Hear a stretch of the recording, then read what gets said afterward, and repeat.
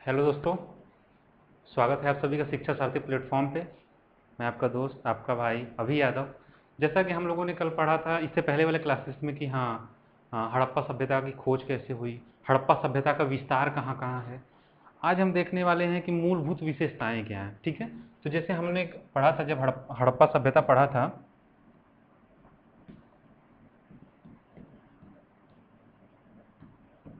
तो जब हम हड़प्पा सभ्यता पढ़ रहे थे तो सबसे पहले हमने पढ़ा था इसकी खोज।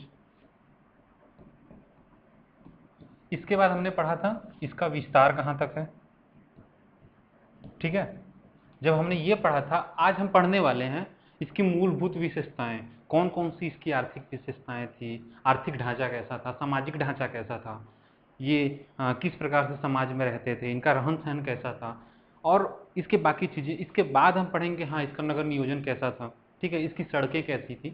तो हम आज पढ़ने वाले हैं इसके जो कुछ मूलभूत विशेषताएं हैं। ठीक है, मूलभूत विशेषताएं। ठीक, इसके बाद हम पढ़ेंगे इसका पतन। तो आज हमारा टॉपिक है, आज जो हमारा टॉपिक है वो है मूलभूत विशेषताएं। ठीक है, तो हम शुरू करते हैं। और सबसे पहले हम शुरू करते हैं आर्थिक ढांचे से। ठीक है, तो जब हम हड़प्पा सभ्यता की मूलभूत विशेषताएं देख रहे होंगे, जब हम हड़प्पा सभ्यता की मूलभूत विशेषताएं देखेंगे,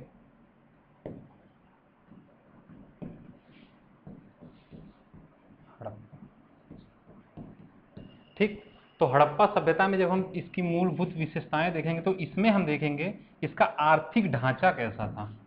ठीक है, सबसे पहले हम देखेंगे इसका आर्थिक ढांचा। ठीक, उसके बाद हम देखेंगे सामाजिक,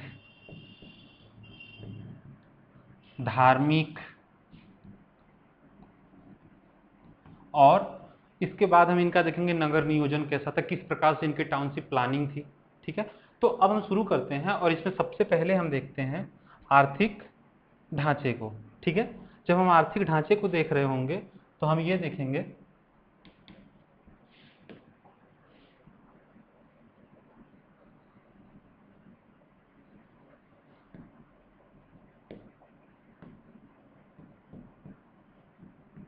इसके आर्थिक ढांचे कैसे थे, ये किस प्रकार से रहते, क्या शिल्पियाँ थी, क्या व्यापार था, हम इन चीज़ों को देख रहे होंगे। ठीक है, अब जब हम इन चीज़ों को देखेंगे तो सबसे पहले हम इसमें देखेंगे कि इसकी कृषि कैसी थी। ठीक है, आर्थिक ढांचे में हम देखेंगे इसकी कृषि कैसी थी, फिर हम देखेंगे शिल्प, और हम देखेंगे इसके व्यापार। हड़प्पा सभ्यता के कृषि कैसे होती थी, कौन कौन सी मुख्य खाद्यान्न फसलें थी, कौन सी फसल कहाँ से पाई गई थी, इसके शिल्पों में क्या होता था, कैसे मनके होते थे, मृतभांड होते थे, और हम इसके व्यापार देखेंगे कहाँ तक होते थे, मेसोपोटामिया और मिस्र, अन्य ऐसी सभ्यताएं कौन कौन सी थी जहाँ से इसके व्यापार होते थे, हड़प्पा से क्या मिला, मोहनजोदड़ो से क्या मिला। इन चीज़ों के विषय में हम इस आर्थिक ढांचे में ही पढ़ेंगे। ठीक है, जब हम आर्थिक ढांचे में ये पढ़ेंगे तो सबसे पहले हम पढ़ेंगे कृषि। ठीक है, सबसे पहले हम पढ़ेंगे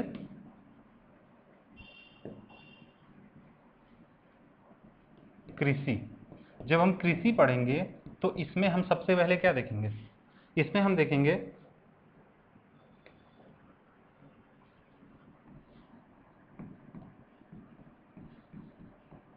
कौन कौन सी हड़प्पा सभ्यता की खाद्यान्न फसलें थी। ठीक है,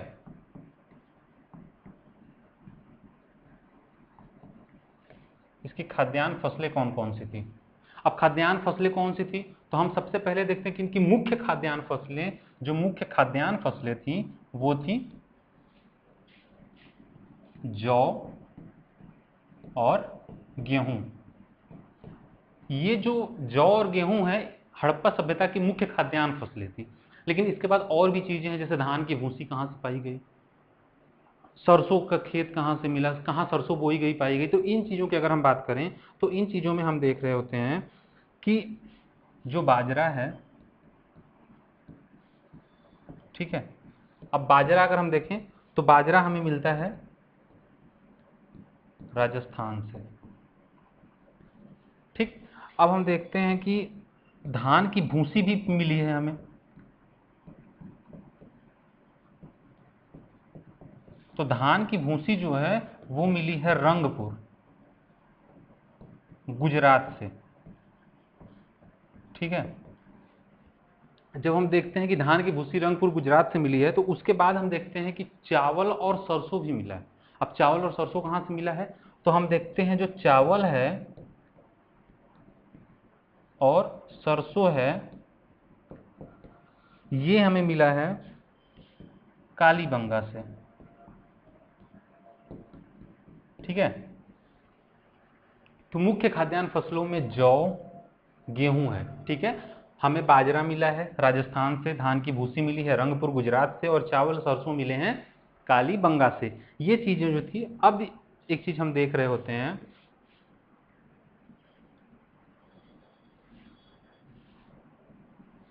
हम देखते हैं कि ये जो हैं ये रागी और दाल से परिचित नहीं थे।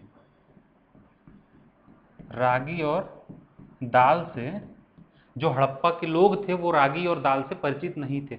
वो जौ की खेती करते, गेहूं का साक्ष्य मिला है हमें, राजस्थान से बाजरा का साक्ष्य मिला है, कालीबंगा से धान की भूसी का साक्ष्य मिला है, लेकिन हमें ऐसा कोई साक्ष्य नहीं मिला है कि वो रागी से परिचित रहे हों या दाल से परिचित रहे हों। तो रागी और दाल से ये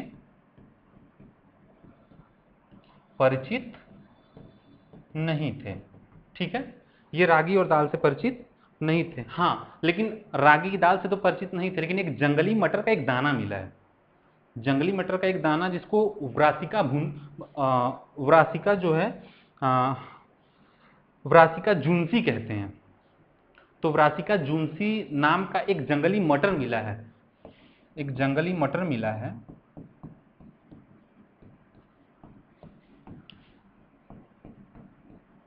व्रासिका जुन्सी। तो ये लोग दाल से तो परिचित नहीं थे, लेकिन एक जंगली जो मटर है व्रासिका जुन्सी, वो यहां से मिला हुआ है हमें। ठीक है, इसके बाद अगर हम देखें तो हम देखते हैं कि हरियाणा से क्या मिला है। तो हम जब देखते हैं तो बनावली से, जो बनावली है यानी हरियाणा में, ठीक है, तो यहां से हमें क्या मिला है, तो यहां से हमें मिला है एक पकी मिट्टी का हल, पकी मिट्टी का हल मिला है। ठीक है, तो बनावली से हमें पक्की मिट्टी का हल दिखाई पड़ता है। तो जब हम कृषि देख रहे होते हैं तो हम इन चीज़ों को देखते हैं, और हम देखते हैं कि अब हम थोड़ा ये देख लें कि इनके सिंचाई के साधन क्या हैं, सिंचाई कैसे रहे हैं। तो जब हम सिंचाई देखते हैं तो हम देखते हैं, अब कृषि है तो सिंचाई तो होगी, तो जब हम सिंचाई की बात करते हैं तो हमें सिंचाई के भी साक्ष्य मिले हैं। अब सिंचाई के साक्ष्य कहाँ से मिले हैं, तो हमें एक सिंचाई का साक्ष्य मिला है सोतघई से। ठीक है, अब ये सोतघई कहाँ है, तो सोतघई अफगानिस्तान।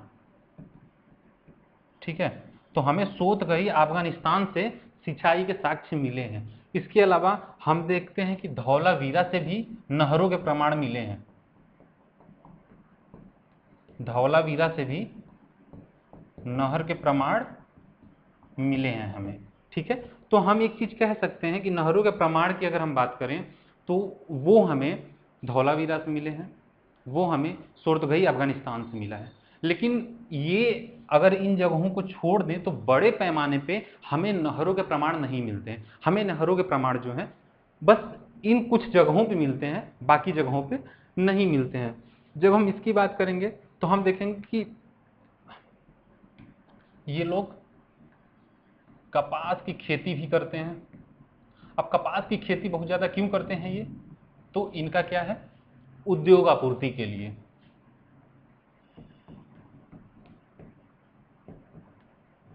ठीक है, उद्योग आपूर्ति के लिए लोग कपास की खेती भी करते हैं। अब हम देखते हैं अनाज भंडारण कहाँ कहाँ से मिला है। अब जब कृषि किए हैं तो जब कृषि करेंगे तो कहीं ना कहीं वो आज के समय में जैसे हम लोग होता है कि अब अनाज है, अनाज उगाया गया, खेती हुआ, फसलें हुई, तो जब अनाज होता है तो अनाज को क्या करते हैं कि जितना हमें खाने योग्य है, हमें खाने की ज़रूरत है, उसको हम खाने के लिए रख लेते हैं, बाकी हम एक जगह भंडारण कर देते हैं। आज की सरकारें भी वैसा करती हैं, किसानों से लेकर के अनाज अनाज जो है वो भंडारण करती हैं, और समय आने पे कुछ ऐसी परिस्थितियां आती हैं तो उनका वो लोग क्या करते हैं कि उनको समाज में वितरण करते हैं, ताकि उन लोग की भी पेट भरा जा सके जो वहां तक पहुंच नहीं बना पा रहे हैं। तो अनाज भंडारण के भी साक्ष्य हमें मिले हैं। अब अनाज जो भंडारण है उसके साक्ष्य हमें हड़प्पा सभ्यता में कहाँ कहाँ से मिले हैं, तो हम देख रहे होते हैं कि अनाज भंडारण के जो साक्ष्य हैं वो हमें 3 जगह से मिलते हैं। सबसे पहला है हड़प्पा से। हड़प्पा से हमें अनाज भंडारण के साक्ष्य मिलते हैं। ठीक है, तो अनाज भंडारण के जो साक्ष्य है वो हमें कहाँ से मिलते हैं, तो हमें अनाज भंडारण के साक्ष्य हड़प्पा से मिलते हैं। हड़प्पा के बाद हम देखते हैं कि कहाँ से मिलता है, मोहनजोदड़ो से मिलता है, और हमें एक और मिलता है कालीबंगा से। ये ऐसे जगह हैं जहां से हमें अनाज भंडारण के भी साक्ष्य मिलता है। अनाज भंडारण मतलब जहां पे अनाज को संचित किया जाए, एक जगह रखा जाए, ताकि वो आने वाले समय पे उसका प्रयोग किया जाए। तो इस तरीके से अनाज भंडारण के जो साक्ष्य हैं वो हमें इन 3 जगहों से मिलते दिखाई पड़ते हैं। हड़प्पा सभ्यता जो थी उसमें जो हड़प्पा में मिला अनाज भंडारण था, जो एक गोदाम जहाँ से अनाज रखे जाते हैं, तो उसको कहा जाता है कि ये जो अन्नागार है, ये जो अन्नागार या अनाज भंडारण है, ये कहाँ पे है, तो ये रावी नदी के किनारे है। कहाँ पे है, रावी नदी के किनारे है।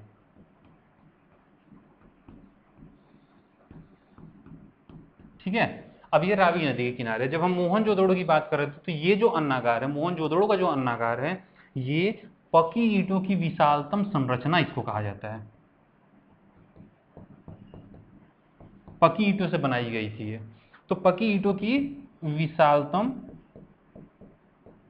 संरचना भी इसे कहा जाता है, जो मोहनजोदड़ो का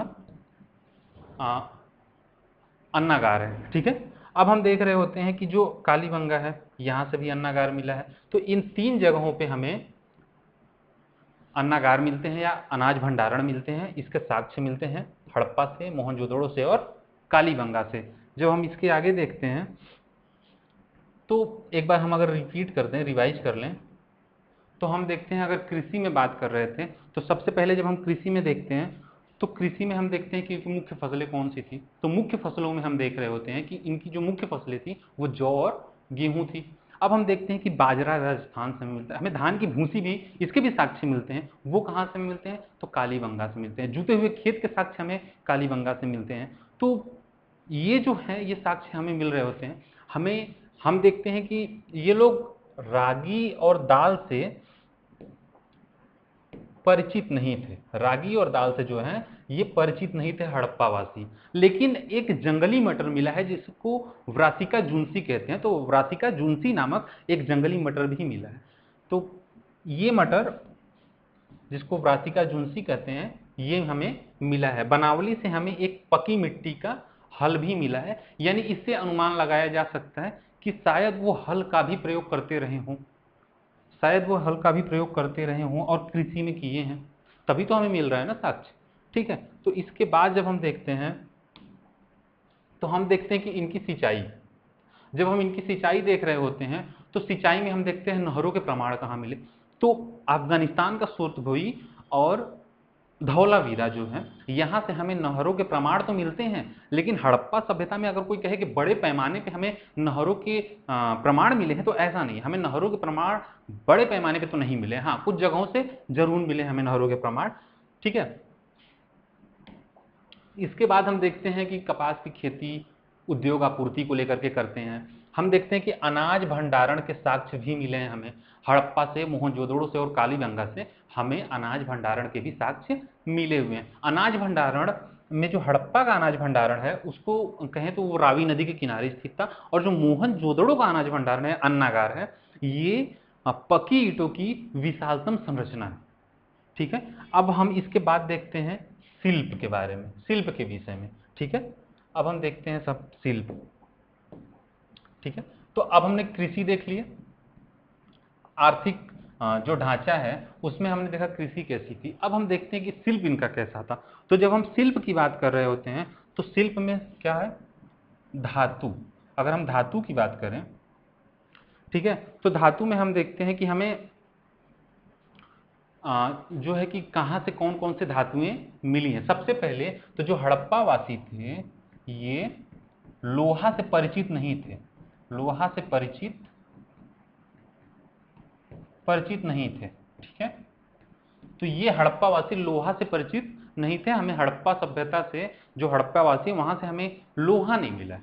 हाँ, अब ये देख रहे होते हैं कि धातुओं में कौन कौन सी धातुएं थी और कहाँ कहाँ से हमें मिलती रही हैं धातुएं। तो हम इसमें सबसे पहले देखेंगे कि जो यहाँ से चांदी है, चांदी हमें कहाँ से मिलता था, हड़प्पा में चांदी कहाँ से मिलता था। तो हम देखते हैं कि जो चांदी है वो हड़प्पा और मोहनजोदड़ो से मिलता है। ठीक है, हड़प्पा और मोहनजोदड़ो से हमें चांदी मिलता है। ठीक है, अब हम देखते हैं सोना। तो जो सोना है ये हमें दायमाबाद से मिल जाता, दायमाबाद वही कर्नाटक, कर्नाटक कोलार। ठीक है, तो यहां से हमें सोना मिल जाता। अब हम देखते हैं कि तांबा, तांबा हमें खेतड़ी से मिलता। तो हड़प्पा वासियों को तांबा कहां से मिला, खेतड़ी, खेतड़ी राजस्थान। ठीक है, तो ये ऐसे जगह है जहां से उनको चांदी, कुछ धातुएं मिली। वो धातुएं कौन सी थी, तो जो चांदी था वो हड़प्पा से मिला, मोहनजोदड़ो से मिला। जो सोना था वो दायमाबाद कर्नाटका से मिला। और हम देख रहे हैं कि तांबा हमें खेतड़ी राजस्थान से मिलता है। ठीक है, इसके बाद अगर हम देखें तो कांसा भी हमें मिला है, हमें कांसे भी मिले हैं। अगर हम देखिए बाहर से कौन कौन से व्यापार होते, ठीक है, इन कौन कौन सी ऐसी धातुएं थी जो हमें बाहर से मंगाई जाती थी। तो अगर हम बाहर से धातुएं मंगाई जाने में देखें तो हम देख रहे होते हैं कि जो चांदी, सीसा, ठीक है, चांदी हुआ, सीसा हुआ और टीन हुआ, ये ऐसी चीजें थी, ये हमें कहां से आती थी, ये ईरान से मंगाई जाती थी। ठीक है, ये हड़प्पावासी ईरान से मंगाते थे, चांदी को, सीसा को और टीन को, ये तीनों ईरान से मंगाई जाती। अब हम देखते हैं कि एक पत्थर था लापिस लाजुली, जिसे हम लाजवर्द मणि भी कहते हैं। तो जो लापिस लाजुली पत्थर था, लापिस लाजुली, ठीक है, तो ये जो लापिस लाजुली था ये, इसको हम लाजवर्द मणि भी कहते हैं। ये कहाँ से मंगाया जाता, तो ये लाजवर्द मणि कहाँ से मंगाया जाता, तो ये मंगाया जाता अफगानिस्तान के बदखशां से। ठीक है, ये अफगानिस्तान के बदखशां से मंगाया जाता था। ठीक है, और कहाँ से मंगाया जाता, तो हम देख रहे होते हैं ये पहले चीज तो चांदी, सीसा, टीन ईरान से मंगाया जाता। लापिस लाजुली एक लाजवर्द मणि जिसको कहा जाता, इसको ये क्या होता था, ये एक लाल रंग का पत्थर होता था, लाल रंग का पत्थर होता था। ठीक है, तो ये लाल रंग का पत्थर होता था जिसको हम बदखशां अफगानिस्तान से मंगवाते। ठीक है, अब हम देखते हैं कि मोहनजोदड़ो से कौन कौन सी चीजें पाई गई हैं। हम देखते हैं कि कौन कौन सी चीजें कहाँ कहाँ से और बाकी चीजें हमें मिलती दिखाई पड़ती हैं। ठीक है, तो इतना समझ में आया कि बाहर से व्यापार। अब हम देखते हैं मोहनजोदड़ो से हमें एक मूर्ति मिली है। ठीक है, वो मूर्ति किसकी है, एक कान से नर्तकी की आकृति मिली है हमें, कान से नर्तकी की आकृति मिली है। ठीक, अब ये कान से नर्तकी की जो आकृति है ये 14 सेंटीमीटर की थी। कितनी, 14 सेंटीमीटर की थी। हमें कान से नर्तकी की आकृति भी मिलती है, जो कह सकते हैं ये प्रोटो एस्ट्रोलाइड प्रकृति की थी।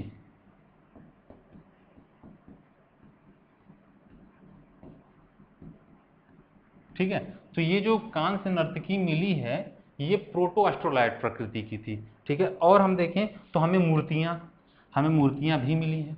तो जब हम मूर्तियों की बात करें, ठीक है, तो इसमें हम जब मूर्तियों में देख रहे होते हैं तो हम देखते हैं कि कांस्य नर्तकी की एक आकृति मिलती है, और हम देख रहे होते हैं कि एक योगी की आकृति भी मिली है। हड़प्पा सभ्यता से एक योगी की आकृति भी मिली है। अब वो योगी की आकृति जो है, कुछ लोग कहते हैं कि ये शायद पुरोहित रहे हों, कुछ लोग कहते हैं कि नहीं, ये उस समय के राजा रहे हों। केनॉयर नाम के एक शायद रहे हैं, नाम ध्यान नहीं आ रहा है उनका, तो उन्होंने कहा है कि ये पुरोहित राजा है। तो ऐसी चीज़ें भी हमें हड़प्पा सभ्यता से दिखाई पड़ी हैं। ठीक है, तो एक पुरोहित की आकृति भी मिली है, योगी की बनी हुई पत्थर की आकृति भी मिली है। ठीक है, जो मंगोलायड प्रकृति की थी। अब जो हम मूर्तियों की बात करेंगे तो मूर्तियों में हम देखते हैं कि जो मूर्तियां थी वो कैसे बनाई जाती थी। तो मूर्तियां चिकोटी पद्धति से बनाई जाती थी। चिकोटी पद्धति से होता है ना कि पत्थर है, उस पर हथौड़ा हल्का हल्का हल्का हल्का मार मार के, हल्का हल्का चोट कर करके उस मूर्ति को बना दिया जाना। तो वो हल्का हल्का हथौड़े से, पत्थरों से मार मार के वो मूर्तियां बनाई जाती थी। एक तरह से इसको चिकोटी पद्धति कहा जाता है। तो ये चिकोटी पद्धति या फिगरिन विधि, ठीक है, ये फिगरिन विधि से बनाई जाती थी। ठीक है, अब हम देखते हैं यहाँ से कुछ मृतभांड भी मिले हैं। मृतभांड को अगर हम देखें, मृतभांड के साक्ष्य हमें कहाँ कहाँ से मिले हैं। तो जब हम मृतभांड की बात करेंगे तो पहले तो ये जो मृतभांड होते थे हड़प्पा सभ्यता के, ये सादे होते थे।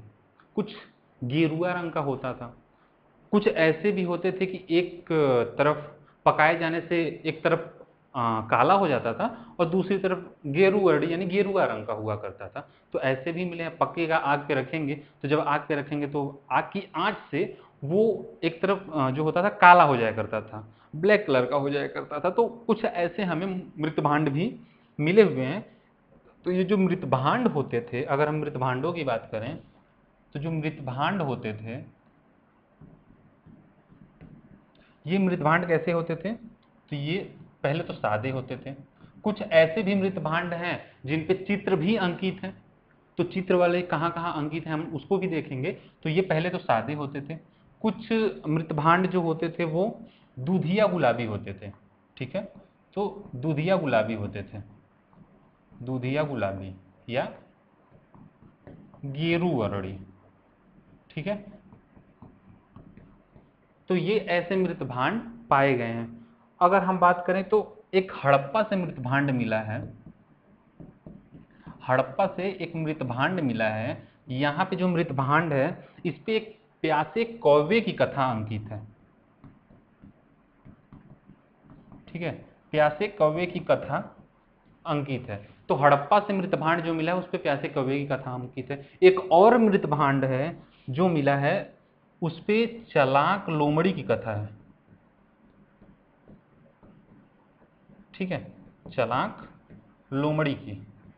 ठीक, अब अगर हम बात करें तो लोथल जो है, लोथल से भी हमें मिला है। अगर हम हड़प्पा, सॉरी ये जो हड़प्पा वाला नहीं है, ये वाला जो है हमें, ये प्यासे कौवे की जो कथा है, प्यासे कौवे की जो कथा है, ये हमें मिलते हैं कहाँ से, लोथल से। ठीक है, तो लोथल से जो मृतभांड मिला है उस पे प्यासे कौवे की कथा अंकित है, ना कि हड़प्पा पे। हड़प्पा से जो मृतभांड मिला है उस पे जो शेरनी है वो अपने बच्चे को दूध पिला रही। ठीक है, तो हड़प्पा से जो मिला है वो शेरनी बच्चे को दूध पिला रही। ठीक है, तो हड़प्पा वाले जो मृतभांड है उस पे शेरनी बच्चे को दूध पिला रही है। तो कह सकते हैं कि यहाँ जो ऐसी भी हैं जो सादे रहे हैं, हड़प्पा सभ्यता से जो मृतभांड मिले हैं वो सादे रहे हैं, गेरुवर्णी रहे हैं। लेकिन कुछ ऐसे भी मिले हैं जिसपे चित्र अंकित है। इसमें हम देखते हैं लोथल से, तो लोथल से प्यासे कौवे की कथा अंकित है, एक चलाक लोमड़ी की कथा है। हड़प्पा पे अगर देखते हैं, हड़प्पा से जो मृतभांड मिला है तो उसमें हम देखते हैं कि एक शेरनी जो है वो अपने बच्चे को दूध पिला रही। तो ऐसे कथाएं जो होते हैं वो अंकित हुआ करती थी। और एक हम देखते हैं, तो यहीं से तो हम देखते हैं कि एक जो मछुआरा है वो कंधे पे बहंगी डाले जा रहा है, ठीक है, कंधे पे बहंगी, बहंगी समझते हैं ना, जो कंधे पे टांग के चलते हैं कुछ सामान अंदर भर के, तो वैसे करके होता है, ठीक है। अब हम देखते हैं कि यहाँ की मुहरें कैसी थी, ठीक है। तो हमने हड़प्पा सभ्यता में देखा कि कौन कौन सी मुख्य फसलें थी, कहाँ कहाँ से पाई गई। फिर हम जब शिल्प में आते हैं तो शिल्पों में देखते हैं कौन कौन सी धातुएं कहाँ कहाँ से हमें उसके साक्ष्य मिले, कहाँ कहाँ से हमें प्राप्त हुए हैं। फिर हम देखते हैं कि यहाँ की मूर्तियाँ कैसी थी, किस प्रकार बनाई जाती थी। तो जो मूर्तियाँ होती थी हमने देखा कि वो कहा जाता है कि फिगरिन विधि से बनाई जाती थी, ठीक है। तो अब हम जब हम इसको देखें, मृतभांड भी देखें, मृतभांड कैसे होते थे, तो सादे हुआ करते, गेरुअड़ी होते। कुछ ऐसे मृतभांड हमें हड़प्पा से और लोथल से मिले हैं जहाँ पे कुछ चीज़ें वहाँ बनी होती, कथाएं अंकित होती, ठीक है। अब हम बात करते हैं कि यहाँ से मुहरें जो मिली हैं वो कैसी थी। तो अगर हम मुहरों की बात करेंगे, हड़प्पा सभ्यता में मुहरों का भी प्रयोग होता था। अब जब हम मुहरों की बात कर रहे होते हैं तो मुहरों में हम देखते हैं कि ये मुहरें जो होती थी ये वर्गाकार होती थी, ठीक है। पहले तो जो मुहरें होती थी ये वर्गाकार होती थी। कितना सेंटीमीटर, 2.5 इंटू 2.5, 2.5 सेंटीमीटर की ये मुहरें होती थी, ठीक है। तो ये जो मुहरें होती थी ये 2.5 इंटू 2.5 सेंटीमीटर, ठीक है। तो अब जब हम देखते हैं कि मुहरें वर्गाकार होती, इसके बाद हम इसी मुहरों में देखते हैं कि इनकी जो इन मुहरों पे भी क्या होता, आकृति अंकित होता, आकृति अंकित होती, चित्र बनाए गए होती, ठीक है। जैसे हम मटके पे देखते हैं कि कौन कौन सी आकृतियां अंकित थी, कौन कौन सी आकृतियां इसमें थी, ठीक वैसे ही ये जो मुहरें हैं इन पे भी आकृतियां अंकित होती थी पीछे की तरफ, ठीक है। मोहनजोदड़ो से जब हम बात करें तो मोहनजोदड़ो से एक मुहर मिला है, ठीक है। तो मोहनजोदड़ो से जो हमें एक मुहर मिला है, वहां की मुहर पे हमें एक जलपोत अंकित है, ठीक, जलपोत अंकित है। तो मोहनजोदड़ो से मिला जो मुहर है उस पे हम देखते हैं कि हमें जलपोत अंकित दिखाई पड़ता है, ठीक। इसके बाद जब हम बात करते हैं कि मुहरें कैसी बनाई जाती, तो जो अधिकांश मुहरें थी वो कैसी होती, तो जो अधिकांश मुहरें थी वो कैसी होती थी, स्टीएटाइट होती, ठीक है, स्टीएटाइट होती, ठीक है। स्टीएटाइट यानी सेलखड़ी से बनाई जाती। सेलखड़ी एक मुलायम मिट्टी होता था जिससे वो बनाई जाती थी, ठीक है। तो ये कैसा होता था, मुलायम होता था, ठीक है। तो जो अधिकांश मुहरें थी वो स्टीएटाइट से बनाई जाती, यानी सेलखड़ी से ये जो मुहरें होती ये बनती जिससे वो मुलायम होती। जो सेलखड़ी होता था वो एक मुलायम सा मिट्टी की तरह होता था जिससे ये मुहरें बनाई जाती थी, ठीक है। ये मुहरें और किस तरीके से, तो ये जो मुहरें हैं कुछ ऐसी मुहरें भी रही हैं जो हम देखते हैं कि ये तांबे से भी बनी है,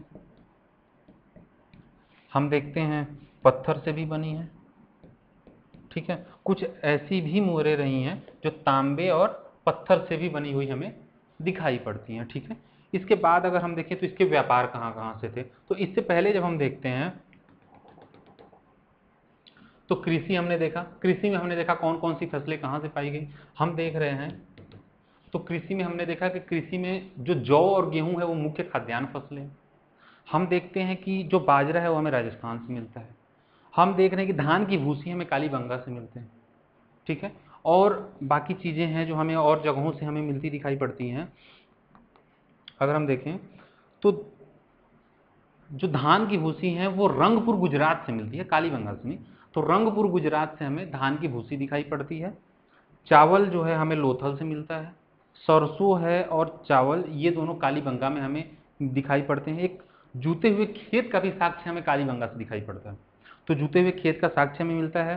खाद्यान्न फसलें जो जौ और गेहूं थी वो भी हमें मिलता है। जौ और गेहूं के साक्ष्य हमें मेहरगढ़ से मिलते हैं। बाजरा राजस्थान से मिलता है, ठीक है। तो ये कृषि की कुछ फसलें रही, ठीक है। इसके बाद जब हम देखते हैं तो ये रागी की फसलों से परिचित नहीं थे, ये रागी और दाल से परिचित नहीं थे, लेकिन एक जंगली मटर व्रासिका जुन्सी है जिससे वे परिचित थे, ठीक है। तो व्रासिका जुन्सी से ये परिचित रहे। हम देखते हैं कि बनावली से हमें पकी मिट्टी का हल मिलता है, तो हो सकता था कि वो हलों का भी प्रयोग करते रहे हों। जब हम इसको देखते हैं तो उसके बाद हम देखते हैं कि सिंचाई हमें सोरतभुई और धौलावीरा से नहरों के प्रमाण मिलते हैं, यानी सिंचाई के साक्ष्य भी मिलते हैं, लेकिन बड़े पैमाने पे हमें नहरों के प्रमाण नहीं मिलते हैं हड़प्पा सभ्यता से। ठीक है, इसके बाद हम देखते हैं तो कपास की खेती उद्योग आपूर्ति को लेकर के कर रहे होते हैं। हम देखते हैं कि अनाज भंडारण के साक्ष्य हमें 3 जगहों से मिले हैं। वो 3 जगह हैं हड़प्पा, कालीबंगा और मोहनजोदड़ो। जो हड़प्पा का अन्नागार है, अनाज भंडारण है, वो रावी नदी के किनारे है स्थित। ठीक है, और जो मोहनजोदड़ो है, अगर हम मोहनजोदड़ो के अन्नागार या अनाज भंडारण की बात करें तो मोहनजोदड़ो में जो पाया गया अन्नागार है वो पक्की ईंटों की विशालतम संरचना है। तो जो पक्की ईंटों की विशालतम संरचना है, ठीक है, वो मोहनजोदड़ो से पाए गए अन्नागार को कहा जाता। ठीक है, इसके बाद जब हम देखते हैं तो शिल्प की हम बात करेंगे। जब हम शिल्प में आएंगे तो शिल्प में देखेंगे कि ये पहले तो लोहा से हड़प्पावासी परिचित नहीं थे, हड़प्पावासी लोहा से परिचित नहीं थे। इनमें जब धातुओं की बात करें तो जो चांदी है वो हड़प्पा और मोहनजोदड़ो से पाई जाती है। हम जब देखते हैं कि जो सोना है वो दायमाबाद कर्नाटका से पा लिया जाता है, मिलता है हमें। तांबा जो है खेतड़ी राजस्थान से मिलता है। हम कुछ ऐसी चीजें भी थी जो बाहर से मंगाई जाती। ठीक है, तो वो चीजें कौन सी थी, तो हम देखते हैं कि चांदी, सीसा और टीन, ये चीजें जो है हमें ईरान से मंगाई जाती। एक लापिस लाजुली, जो एक लाजवर्द मणि जिसको हम कहते हैं, जो एक लाल रंग का पत्थर होता था, इसको अफगानिस्तान के बदखसा से मंगाया जाता। ठीक है, तो ये लाल रंग का पत्थर होता था। हम देखते हैं कि मोहनजोदड़ो से कांस्य की नर्तकी भी मिलती है। जो कांस्य के नर्तकी जो की मूर्ति है, जो आकृति है एक मिलती है, जो 14 सेंटीमीटर की थी। इस ये जो है प्रोटो एस्ट्रोलाइट प्रकृति की थी। ठीक है, इसके बारे में बताया जाएगा बाद में। ठीक है, तो अब हम बात करते हैं मूर्तियों की। मूर्तियां कैसी मिली, तो अगर हम बात करते हैं जो मूर्तियां होती थी वो चिकोटी पद्धति से बनाई जाती थी, फिगरीन विधि से बनाई जाती थी। ठीक है, अगर हम उसके बाद मृत भांड की बात करते हैं तो जो मृत भांड है वो सादे होते थे, दूधिया गुलाबी होते थे, गेरू वर्णी होते थे। ठीक है, अगर एक लोथल से हमें एक प्यासे कौवे की कथा अंकित है, ऐसा मृतभांड भी मिला है। चलाक लोमड़ी की कथा भी अंकित है एक मृतभांड पे। हड़प्पा से अगर हम बात करें तो हड़प्पा से मृतभांड जो मिला है उस पे एक शेरनी अपने बच्चे को दूध पिला रही है, एक मछुआरा जो है कंधे पर बहंगी टांगे हुए जा रहा है। ठीक है, तो हम इसको देखते हैं। अब हम देखते हैं मुहरों को। धातुओं में हम जब देखते हैं मुहरों को, तो जब हम मुहर की बात कर रहे हैं तो जो मुहर वो वर्गाकार होते थे, यानी 2.5 इंटू 2.5 सेंटीमीटर के होते। ठीक है, इनकी जो मुहरें होती थी उस पे आकृति अंकित होते। कुछ आकृतियां मुहरों पे बनाई गई होती थी, राजा की, शेर की, या किसी चीज की आकृतियां जो हैं वो बनाई गई होती थी इस पे। ठीक है, मोहनजोदड़ो से एक मुहर मिला है, उस पे जलपूत अंकित है। जैसे आकृति की बात कर रहे थे तो ये एक जलपूत अंकित है, यानी आकृति अंकित होती थी यहाँ पे। ठीक है, अगर हम मुहरों की बात करें तो ये कैसे बनाई जाती है, तो मुहरें जो है स्टीएटाइट से बनाई जाती, यानी एक जो सेलखड़ी होता था, एक मुलायम पदार्थ, उससे बनाया जाता था मुहर। ठीक है, इसके बाद हम देखते हैं कि ये तांबे और पत्थर से भी बनाए जाते हैं। ठीक है, अब हम देखते हैं इसके बाद हम देखते हैं कि और इसके व्यापार। ठीक है, अब हमने देखा कि कहाँ कहाँ से कौन कौन सी चीजें पाई गई। तो हमने सबसे पहले हड़प्पा सभ्यता में देखा, हड़प्पा सभ्यता में सबसे पहले हमने देखा, ठीक है, हड़प्पा सभ्यता में हमने सबसे पहले देखा इसकी कृषि। ठीक है, हमने देखा कृषि, कहाँ कहाँ से कौन कौन सी फसलें पाई जाती थी, जौ और गेहूं कैसे मुख्य फसलें थी, तो हमने इस चीज़ को देखा है। अब हम देखेंगे यहाँ पे दूसरे, हमने देखा शिल्प, यानी शिल्प में क्या, शिल्प में मृतभांड कैसे होते, कहाँ से पाए गए, मुहरें कैसे बनाई जाती, और हम देखें यहाँ पे तो बाकी चीज़ें भी रही यहाँ पे। बाहर से हमने चांदी, सीसा, टीन जो ईरान से हम मंगाते। हम देखते हैं कि और उसमें चीज़ें अगर हम बोलें तो इसमें हम देखते हैं कि मोहनजोदड़ो से, हड़प्पा से क्या चीज़ें मंगाई जाती थी, तो हम इन चीज़ों को देखते हैं। ठीक है, इसके बाद तीसरा हम देखते हैं इसमें, तो हम तीसरा देखते हैं व्यापार को। ठीक है, हम तीसरा देखेंगे व्यापार को। इनका आर्थिक ढांचे में हमने कृषि को पढ़ा, हमने शिल्प को पढ़ा, अब हम पढ़ेंगे व्यापार को, यानी व्यापार इनका कहाँ कहाँ से होता था। ठीक है, तो अगर हम व्यापार की बात करें, ठीक है, तो हड़प्पा सभ्यता में जब हम व्यापार की बात करेंगे, ठीक है, तो जब हम व्यापार की बात कर रहे हैं तो व्यापार में हम जो ये हड़प्पा सभ्यता का जो क्षेत्र था ना, हड़प्पा सभ्यता के क्षेत्र को मेलुहा कहा जाता।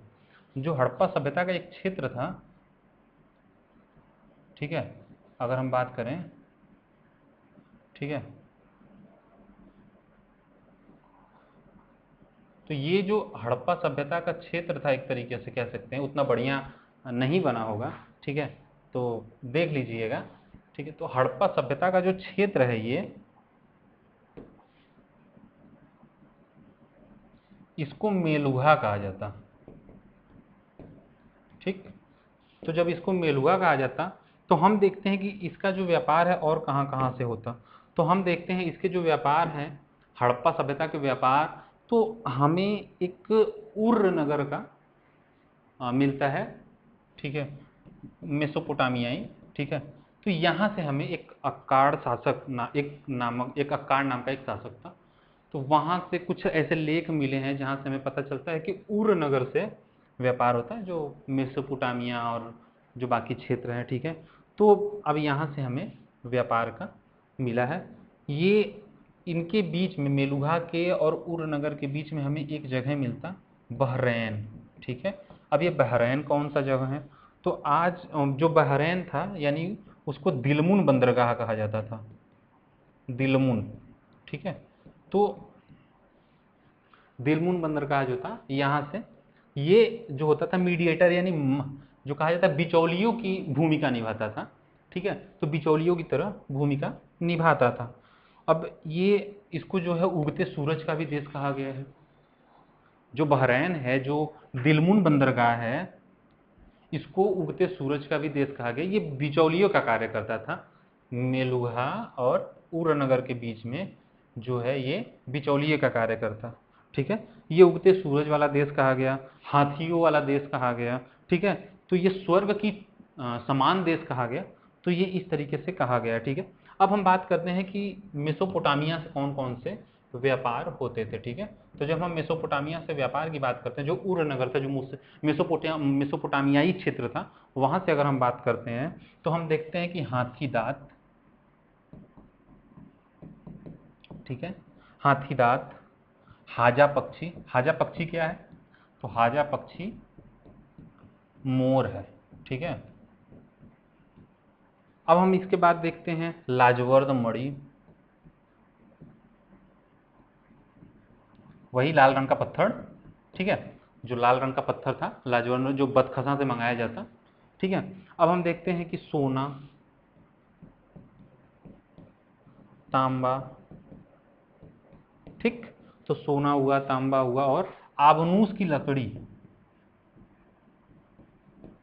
आबनूस की लकड़ी, ये जो होती थी, हाथी दांत, हाजा पक्षी, जो मोर है, लाजवान मणि, सोना, तांबा और आबनूस, ये कहाँ भेजी जाती थी? तो मेसोपोटामिया भेजी जाती, मेसोपोटामिया भेजी जाती, ठीक है। तो हम व्यापार में भी देखते हैं, जब व्यापार में देखते हैं कि भारत में कहाँ कहाँ से व्यापार होता है, बाकी जगहों पे कहाँ कहाँ से होता है, तो इसमें हम देखते हैं कि मेसोपोटामिया से हमें, जो मेसोपोटामिया में हम कौन कौन सी चीज़ें भेज रहे होते, तो हाथी दांत, लाजवर्द मणि, हाजा पक्षी, सोना तांबा और आबनूस की लकड़ी, ये हम भेज रहे होते हैं वहाँ पे, ठीक है। तो हमने आर्थिक ढांचा में हमने देखा कृषि कैसी थी, इनका शिल्प कैसा था, इनकी व्यापार कहाँ से होते थे, कौन कौन सी चीज़ें कहाँ से मंगाई जाती थी, कौन कौन सी चीज़ें भारत में जो हड़प्पा सभ्यता के क्षेत्र हैं वो वहाँ से पाई गई हैं, ठीक है। तो अब जब ये चीज़ें पाई गई हैं तो हम अब देखेंगे इनके सामाजिक ढांचे, ठीक है। तो अब हम मूलभूत विशेषताओं में हमने सबसे पहले पढ़ा आर्थिक, ठीक है। अब हम पढ़ेंगे इनका सामाजिक स्वरूप कैसा था, सामाजिक ढांचा कैसा था, ठीक है। तो जब हम सामाजिक पढ़ेंगे तो हम देखेंगे, ठीक, तो जब हम सामाजिक पढ़ेंगे तो इसमें हम देखेंगे कि जब कोई समाज होगा, ठीक है, अब जब कोई समाज होगा तो जो समाज होगा या सामाजिक जो क्षेत्र होगा, अगर हम इसको देखेंगे, ठीक है, तो हम देखेंगे कि अगर कोई समाज है तो वहाँ पे एक पुरोहित वर्ग तो रहा होगा, क्योंकि यहाँ से जो चीज़ें पाई गई हैं, जैसे योगी की एक आकृति पाई गई है, तो जब योगी की आकृति पाई गई है तो ऐसा प्रतीत होता है कि कोई न कोई पुरोहित जैसी व्यवस्था जरूर रही हो। ये जल पूजा, वृक्ष पूजा, बाकी जो है वो कर्मकांड, इससे वो करते रहते थे। तो कहीं ना कहीं एक पुरोहित वर्ग तो रहा ही होगा समाज में, ठीक है। तो एक पुरोहित वर्ग रहा होगा, ठीक। अब पुरोहित वर्ग रहा होगा तो हम एक चीज नोटिस करते हैं कि देखते हैं कि जब ये कहीं ना कहीं इसको किंग या राजा भी मान लिया जाता है, ठीक है। अब हम देखते हैं कि इसी समय, इसी के समकालीन, हड़प्पा सभ्यता के समकालीन, जब हम हड़प्पा सभ्यता की बात कर रहे हैं, हड़प्पा सभ्यता के सामाजिक ढांचे की बात कर रहे हैं, ठीक है।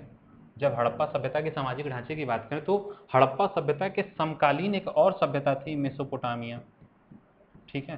तो जो मेसोपोटामिया थी, मिस्र थी, ये सभ्यताओं की अगर हम बात करें तो जो मेसोपोटामिया की सभ्यता थी, अगर हम बात करें तो ये यहाँ पे जो यहाँ का समाज था, वहाँ पे पुरोहित राजा होता, ठीक है, पुरोहित राजा होता। तो एक अनुमान लगा सकते हैं कि जो भारत सॉरी हड़प्पा सभ्यता में जो पुरोहित रहा होगा वो राजा के समान रहा होगा, क्योंकि उसी के समकालीन है, तो एक अनुमान लगाया जा सकता है, ठीक है। तो अब हम बात करेंगे तो इनकी जो मेसोपोटामियाई लोग थे, ये मेसोपोटामियाई सभ्यता में इनकी जो सत्ता थी वो मात्रिक सत्तात्मक थी, मातृसत्तात्मक, ठीक है, मातृ सत्तात्मक। यानी हम एक चीज कह सकते हैं कि महिला प्रधान एक तरीके से ये सभ्यता थी, ठीक है। तो हम एक अनुमान लगा सकते हैं कि जो हड़प्पा सभ्यता थी, उस समय की हड़प्पा सभ्यता भी मातृसत्तात्मक रही हो, क्योंकि उसके समकालीन जो सभ्यताएं रही हैं वहां पे मातृसत्तात्मक महिला प्रधान सभ्यता रही है, ठीक है। अब हम बात करेंगे कि अगर ये क्षेत्र है तो यहाँ पे एक व्यापारी वर्ग भी रहा होगा। अब कोई समाज है तो वहाँ पुरोहित है, एक राजा रहा होगा, ठीक है।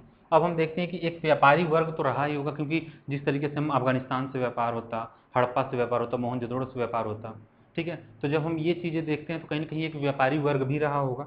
हम देखते हैं कि कृषक वर्ग भी रहा होगा, ठीक है। अब कृषक वर्ग रहा होगा, एक चीज और यहाँ हमें मिलता है, कहीं ना कहीं हमें दास्ता के भी रूप दिखाई पड़ते हैं।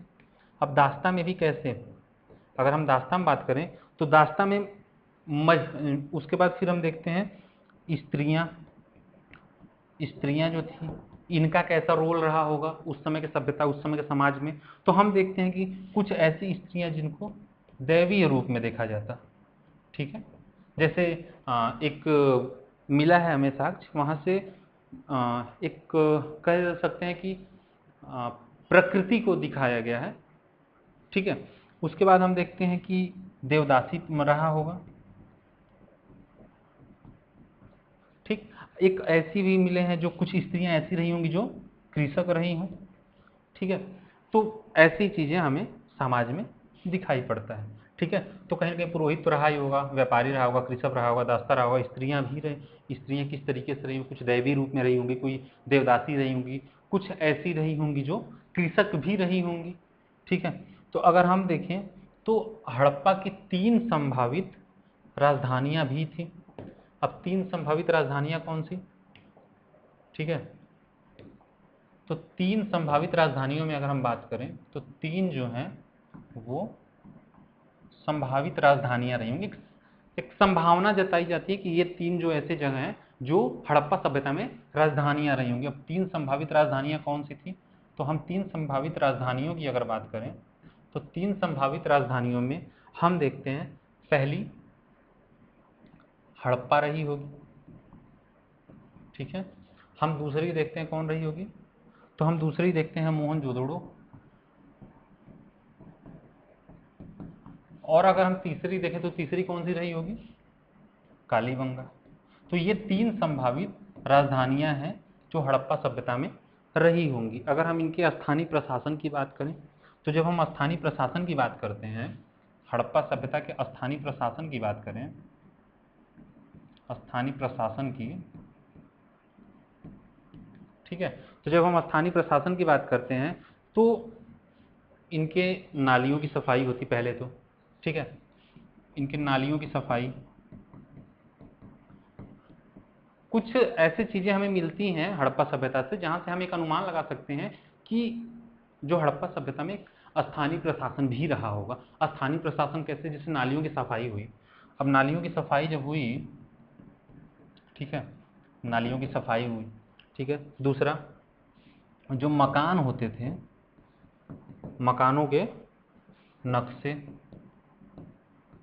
ठीक है, मकानों के नक्शे, जैसे क्या होता, ये मेन सड़क है, यहाँ पे घर होते हैं, ठीक है, सड़कें समकोण पर कटती, यहाँ पे घर होते, यहाँ पे नालियाँ होती, ठीक है, गलियाँ होती। तो इस तरीके से कहीं ना कहीं बनाए गए थे। तो ये जो मकानों के नक्शे हैं, ठीक, तो मकानों के नक्शे, अब हम देख सकते हैं कि इनके जो बाट माप हैं, ठीक है, बाट माप हैं। अब बाट माप के बाद हम इनका देखते हैं, ईंट,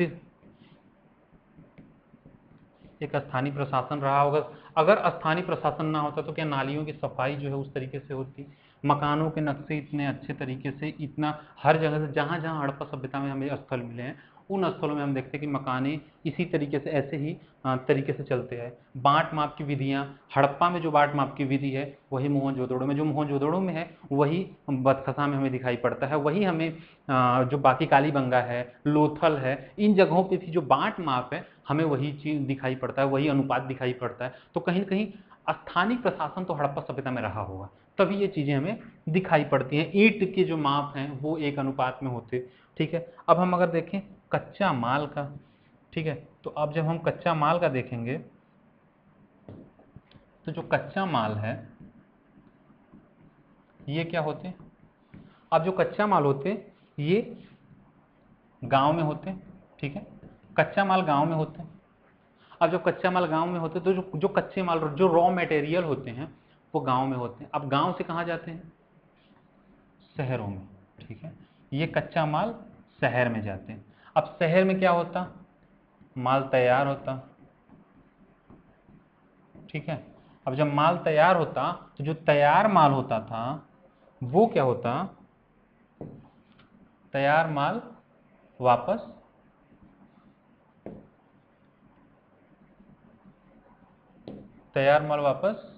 गांव आता, ठीक है। तो जो कच्चा माल होता था वो गांव में होता, गांव से शहर जाता।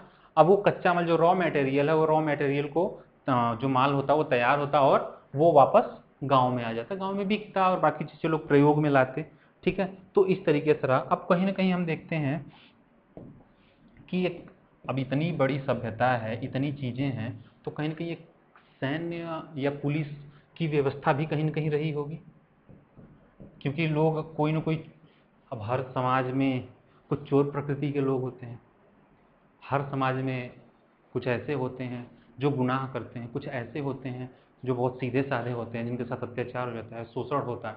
तो इन चीज़ों के लिए कहीं ना कहीं एक पुलिस सैन्य व्यवस्थाएं तो रही ही होंगी। यानी हम कह सकते हैं कि एक न्यायपालिका भी रहा होगा न्याय देने के लिए, ठीक है।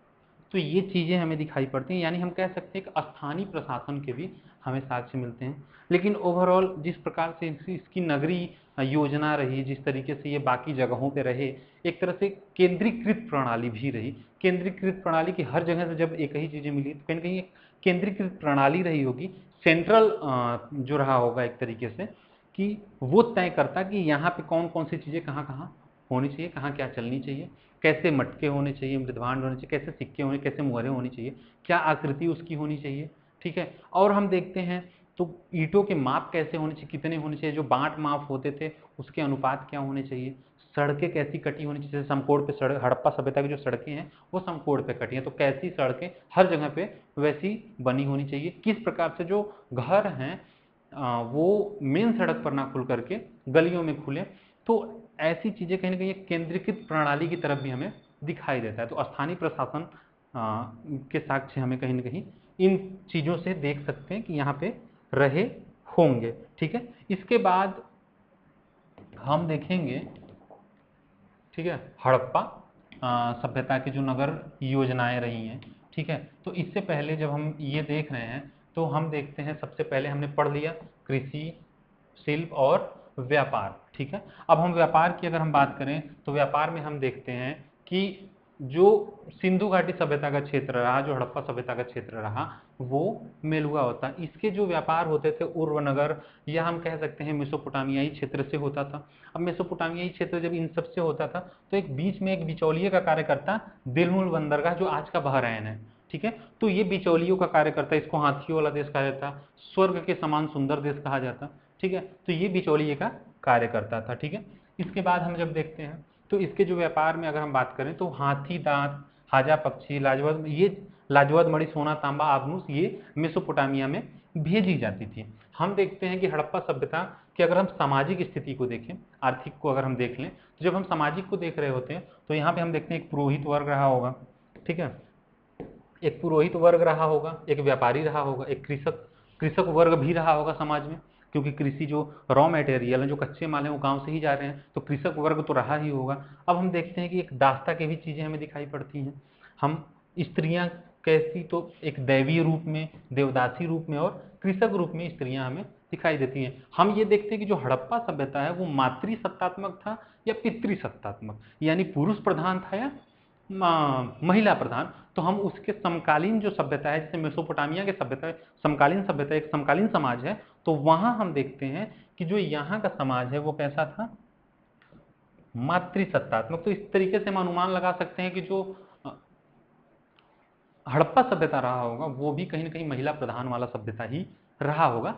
ठीक है, तो इसके बाद अब हम देखेंगे प्रशासन में केंद्रीकरण भी रहा होगा, हमने देखा। अब हम जब ये देखेंगे तो हम जब देखेंगे संभावित 3 राजधानियां, ठीक है, हड़प्पा, मोहनजोदड़ो और कालीबंगा, ये संभावित 3 राजधानियां हैं जो कहीं ना कहीं हड़प्पा सभ्यता की रही होंगी। ठीक है, इसके बाद जब हम देखेंगे तो एक स्थानीय प्रशासन ही रहा होगा। एक देखेंगे तो हम देखेंगे कि केंद्रीकृत भी रहा होगा। ठीक है,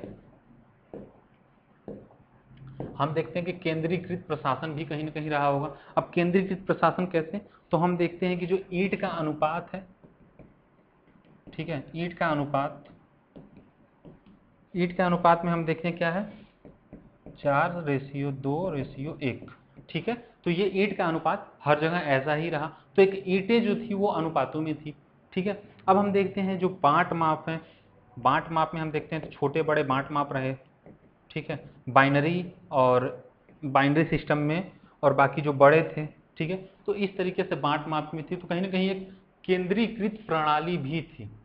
ठीक है, तो एक केंद्रीकृत प्रणाली भी हमें दिखाई पड़ती है। जैसे आज के समय में हम देखते हैं कि केंद्र है और स्थानीय क्षेत्र है, तो स्थानीय क्षेत्रों में बाकी चीज़ें होती हैं, केंद्र जो है स्थानीय जो प्रशासन है उसकी सहायता से ही केंद्र अपने शासन कर पाता है, शासन संचालन कर पाता है।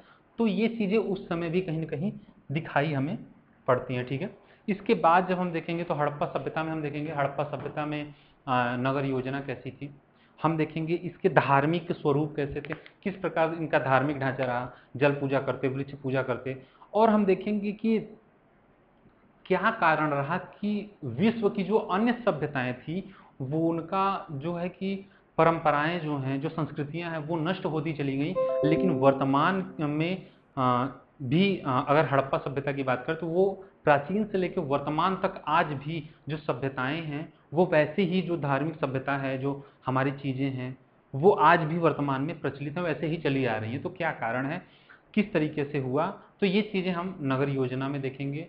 आर्थिक और सामाजिक ढांचे देख लिए हैं। इसके बाद हम देखेंगे कि हाँ, नगर योजना, धार्मिक ढांचा कैसा था, ये धर्म में किस प्रकार के कर्म कांडों का पालन करते, किस प्रकार से पूजा पद्धति इनकी थी।